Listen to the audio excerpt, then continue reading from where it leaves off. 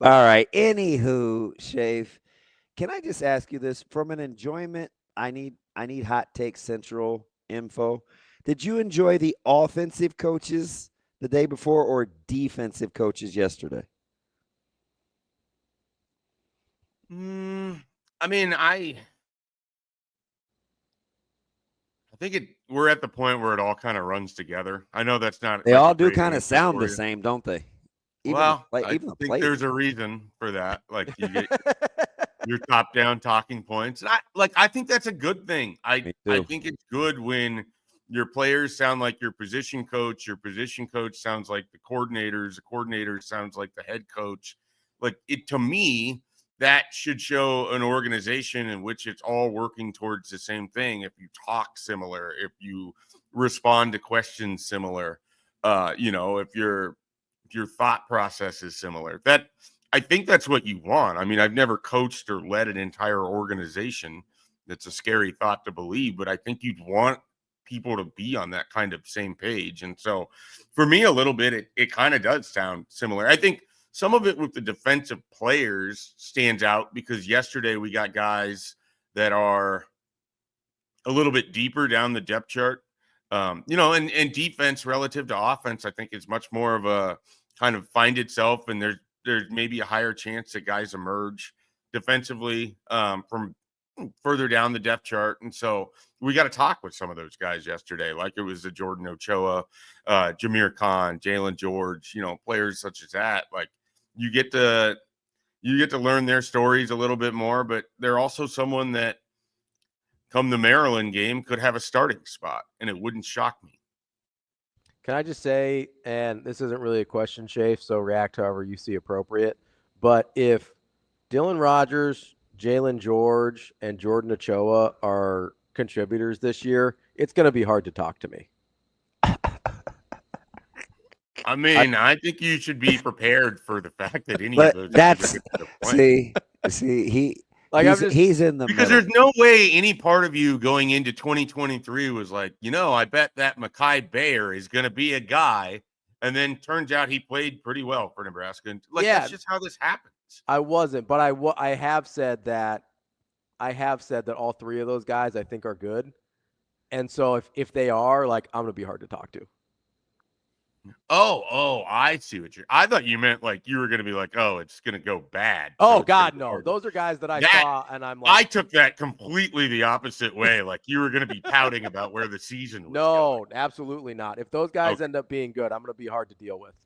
Yeah, because I've been trying to push the Jordan Ochoa stock to the moon. I feel like all month. So yesterday was another good day for that.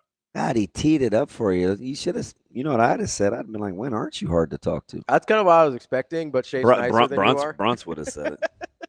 There's no Well, it's question. that Millard North connection they have. Hey, Brunts has turned out to be a stone cold killer. I'm afraid to have him on every week because I don't. I mean, everybody's fair game to get sniped, man. Brunts has been picking them off about 3-4 weeks in a row. Shape. How how is that any different than your last 15 years with them? I don't understand. You know, I. You think he'd been nice to you in that time? Yes. This is a different Mike Brunts. The snark is now officially. I'm like more in. Let's put it this way. I'm more in his line of fire. I used to not be in the scope so much. It was other Gotcha. people, but now I feel like he's hunting DB. So that's where we're at. Let me ask you. Well, and you're sending out group texts to us too, just inviting yourself to be lampooned Yeah, I sometimes as know it. well. Listen, I'm not doing that anymore It's a because glut for punishment. nobody's nice to me except for Christofferson. I'm officially. Brian is the nicest of the group. There's no question He's just about a good dude, man. Oh, that's solid. without a doubt. I don't even think it's close. I like all you a lot, but like in terms of just like pure kindness, I think Yeah, it's Brian by a yeah. country mile. Hey, so let me ask you something, Schaefer. We're kind of looking at the evolution, and we heard Holgerson the other day, and he's talking about depth and who's this and who's that. We heard from Quinn Clark yesterday. Guys like that maybe are on the come. Is there a position that you think is more or less deep on offense than you originally thought? Is there a position that's opposite turning out to be opposite of what you thought than when camp started? I felt I know better you're a about prove-it guy with running backs, so you're not and gonna that's still jump going in to on be that depth. that's still going to be the same. Yeah. I'm I don't want to say wide receivers because I felt like they had talent. I just didn't know where it was all going to be coming into the season. And so that open practice, Keelan Smith looked really good. Quinn Clark had his moments. Cortez Mills looked as smooth and pure as a freshman wide receiver as I think Nebraska's had. So I definitely feel like they have depth beyond the guys that we already kind of felt good about there.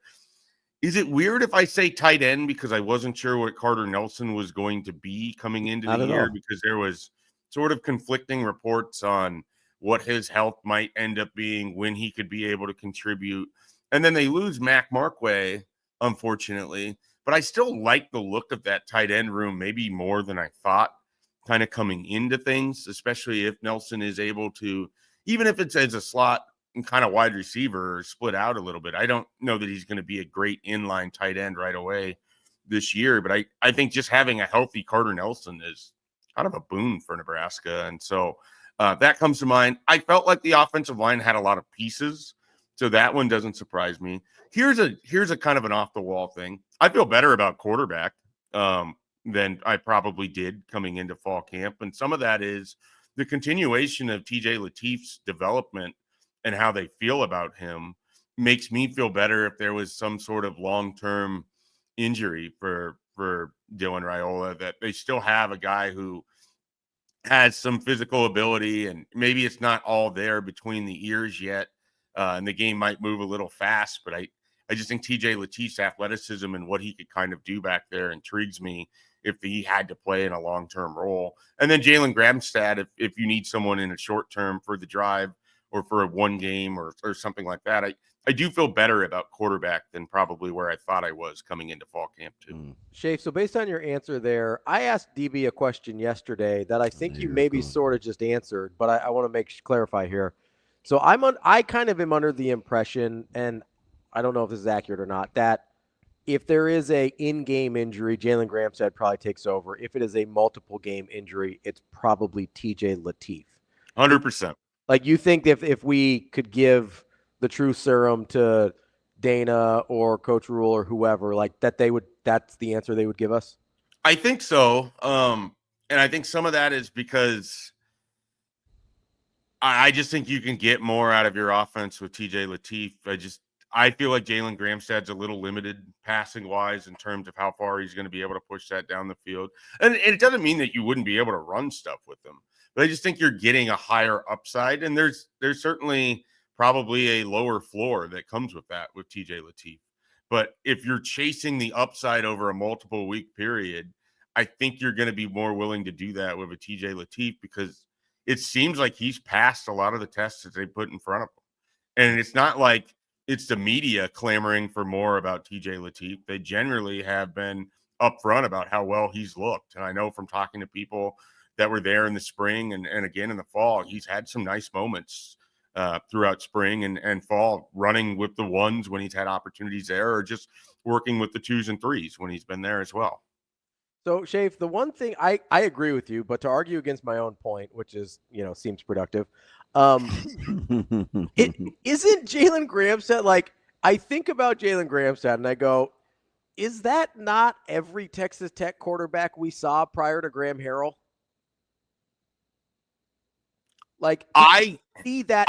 think of Jalen Gramstad and I think it's basically Andrew Bunch. So then I look at 2018 and it's like, okay, when they lost Adrian Martinez, and it's not like they had Tristan Gebbia who had left at that point, but yeah, you end up with Andrew Bunch, and I think that's kind of what you're looking at, like a guy who can probably keep it between the ditches, but do you have enough around him that if he can't give you a 25-yard down the field pass, can you do enough offensively to survive with this? And that's sort of what I think. It's a weird comparison to use, but that's sort of where I'm at with what a Jalen Gramstad The total upside is I think he can be kind of a game manager that you're going to need to get a lot from everybody else. I don't know that you're going to be putting up a ton of points, but he's probably not going to put you in a lot of bad spots either.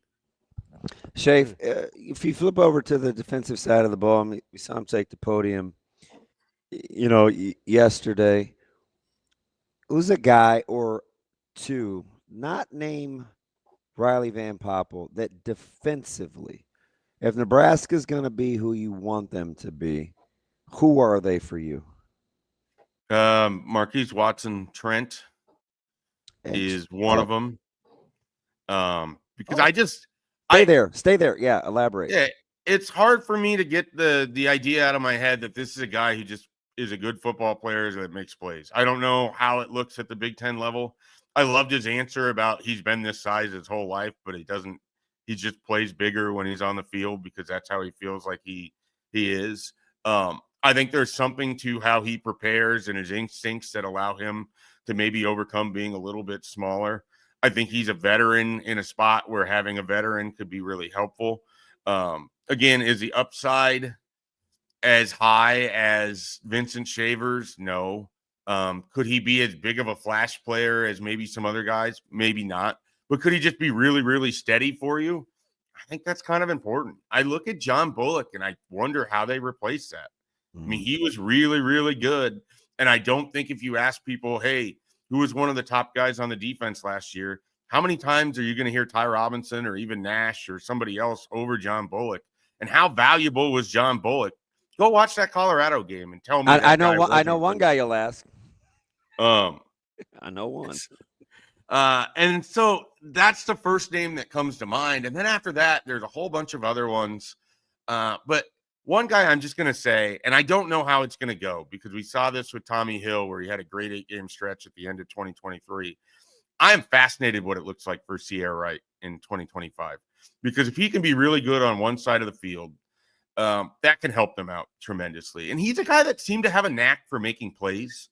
And so if he can make the play on the ball, if he can either knock it loose or come up with the interception, anything else. I mean, what did he have, a field goal block or a punt block or something last year too? I mean, there's something about him where I kind of believe, and I heard a lot from our USC guys, like he was someone that showed up in practice a lot. And then when the games got going, it wasn't his fault because they were a mess defensively, but it just didn't seem like he was the same guy. I thought he had a big year for the last 8 games last year. Let's see how it looks for the full season. Yeah, Schaefer, I was talking to some of the guys in the secondary Sunday, and the consensus about him, and it wasn't just the social media scrub or getting a haircut or he cut his hair off, and just him investing in the young guys about the journey and real men and growing up and handling conflict and making yourselves vulnerable, and the different role he's taken on with the young guys in terms of investing in them, I think is interesting because I kind of laughed it off. We were not joking. We were predicting the final single digit. Mm-hmm. And somebody suggested Ceyair Wright, and it was the last one, right? We heard Raiola, we heard Harburg, we heard Cam Lenhart's one. Everybody but Ceyair Wright. And somebody said Wright last, and I said, well, that'd be interesting. Just if he had become the guy that embodied what the experience meant. And turns out, not only did he get the single digit, but it turns out off the field, Schaefer, he's evolving in that realm too. Yeah, I've heard nothing but good things about him. Obviously, we only really get the experience, the moments up in front of the podium, and if you catch him off to the side. But this is someone that I think has really embraced the fresh start that Nebraska gave him. I think he felt like he was welcomed with open arms, and he's someone that also. And it wasn't always smooth sailing too. So right, it's not a yeah. It's not. It wasn't. You know what I mean? Like he had to overcome some differences. And I just think he's a guy that loves football, loves being part of Nebraska's team. I mean, he spoke at the end of that open practice, thanked people for being there. It's not like he had to do that. There's something about his personality and him where I just think he kind of embodies what Matt Rule wants Nebraska football to be. Is kind of an open area where you can come in, you can fail, and then you can have success. And we'll see if he's that kind of player. But I think if he is, it could be a really big boon for Nebraska's defense. Shafe, since we're at, I guess, officially the end of training camp, is there, or the camp part, and we're into whatever Coach Rule called preseason part at this point, has anything changed your mind about this team? Like, have you learned anything that has made you think differently about this team? Yeah, because you went from optimism to kind of backing back. Like, where are you landing? Yeah, I feel good about a lot of what I've heard here in August, and I've certainly tried to avoid drinking the Kool-Aid, but I find myself wondering how they're going to lose 5 games should things go the way, and I was at 7-5 for so long. I feel like I'm probably going to be at 8-4 when I put my final prediction together, sometime over the weekend. But a lot of it has to do with I really enjoyed, and some of it is just talk, right?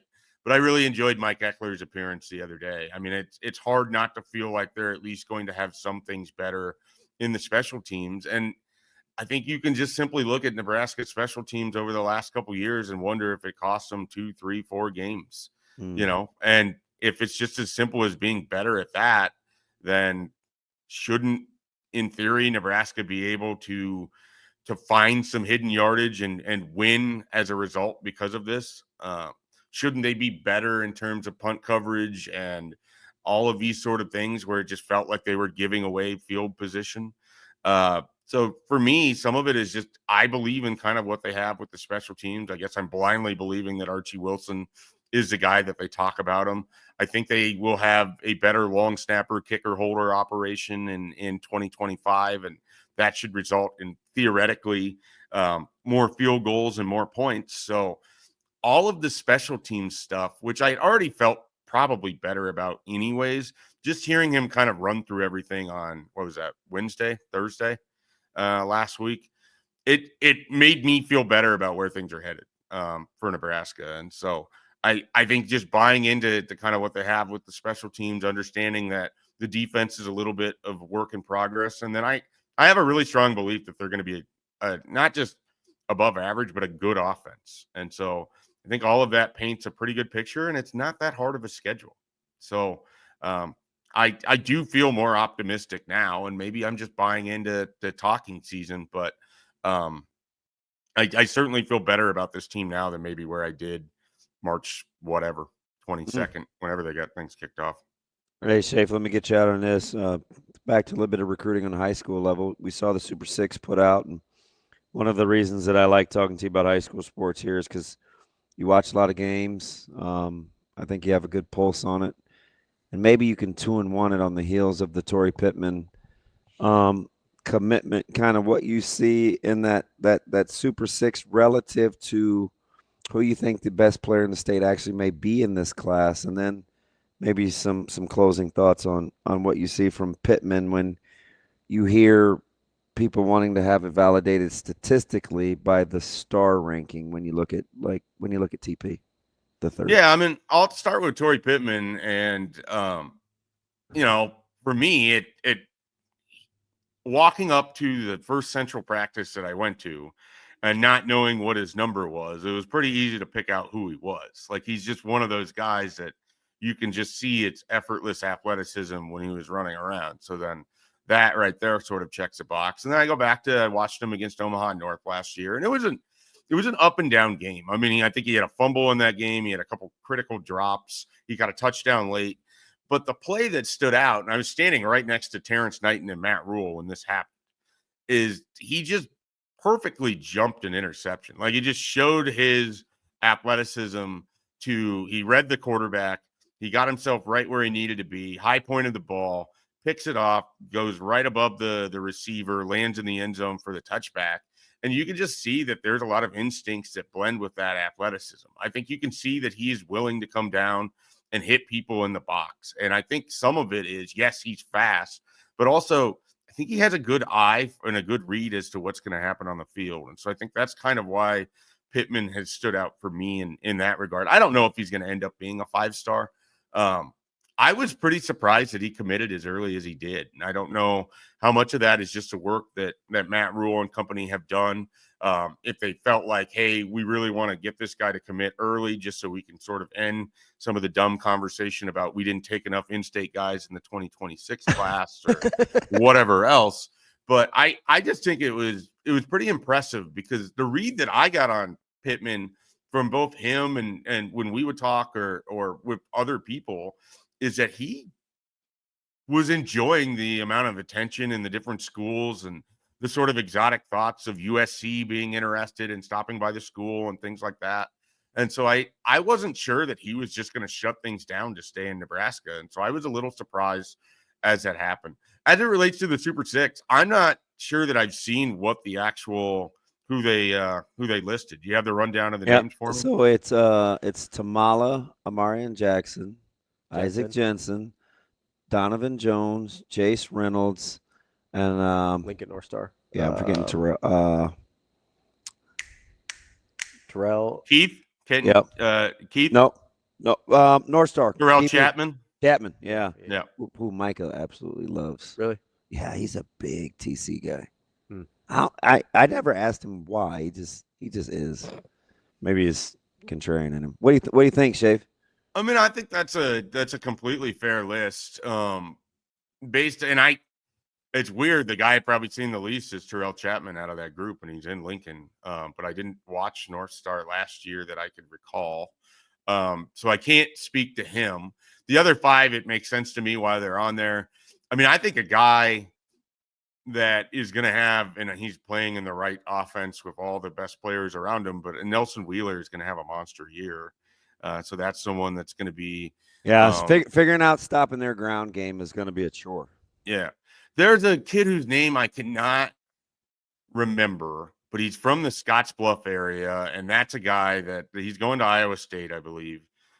That's someone whose film I kind of liked watching this past year, and was a name that was told to me to kind of keep an eye on, and then he ended up with Matt Campbell in that Iowa State class, and so that would be someone else. Yeah, I can't think of the name. It's a total blank for me. Somebody sent me his film early too last year to send to Lincoln. I'm checking. Yeah, I'll have you guys look that up because I am just blanking on it, and I don't want to botch the name. But apparently, everything he hits pretty. He's kind of a linebacker safety hybrid, kind of like Jason Reynolds. Yeah, supposed to be a tremendous. He's got some fun film, so if Ravi wants to throw that on during a break to watch, I think he'd enjoy that. Kean Kaiser.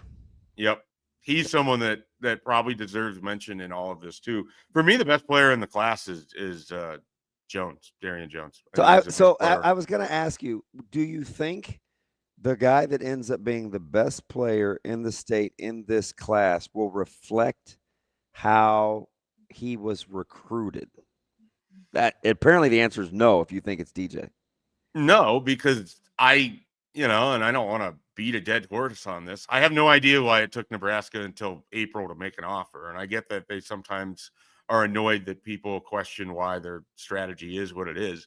But you knew what his brother was, and he was the best player on the field in a game that Matt Rule was physically in person for. Well, it wasn't just Nebraska, though. I mean, because it was a lot of teams. Did he rack up? Was it 6, 7? Yeah, I mean, I'm still somewhat surprised, but I think everybody under recruited him. Is what I'm saying. I'm in the weird category where he impressed me more as a wide receiver than as a defensive back. You're not. So I'm opposite of how other people see it. Did I tell you about the college? I said this on air. I said it to you, Ravi. So there's a college coach in the region that was talking to me about another player, and Darian Jones came up. And I think he forgot what I did for a second because he goes, I mean, have you seen him high point a ball? His body control? I mean, he can really go. Coach, yeah. He had a sliding, diving touchdown against us. We couldn't stop him in 7. I'm well aware. He's pretty good on all. You know what I mean? It's like, but he was lamenting the same way you were about Darian. I thought it was interesting on offense. Yeah, I just think he's really smooth. He glides when he runs. He, like you said, he high points. I think he has very good body control, which is something that's hard to do as a high school player, to have a good understanding of, where your body is relative to the ground relative to out of bounds. I watched him make a nice tiptoe catch along the sidelines.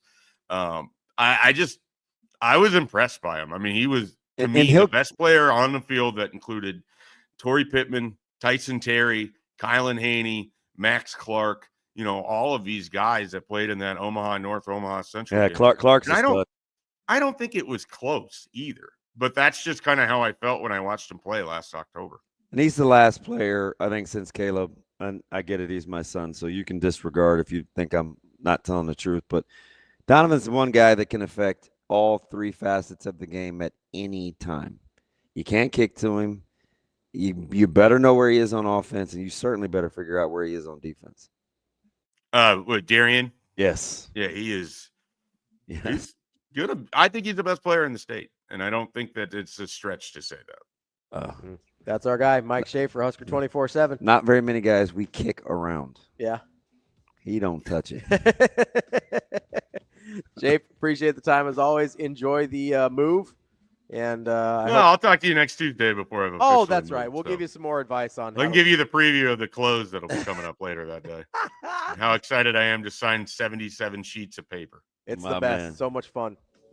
Yeah. Don't read the fine print, Shape. We'll see you, buddy. See you guys.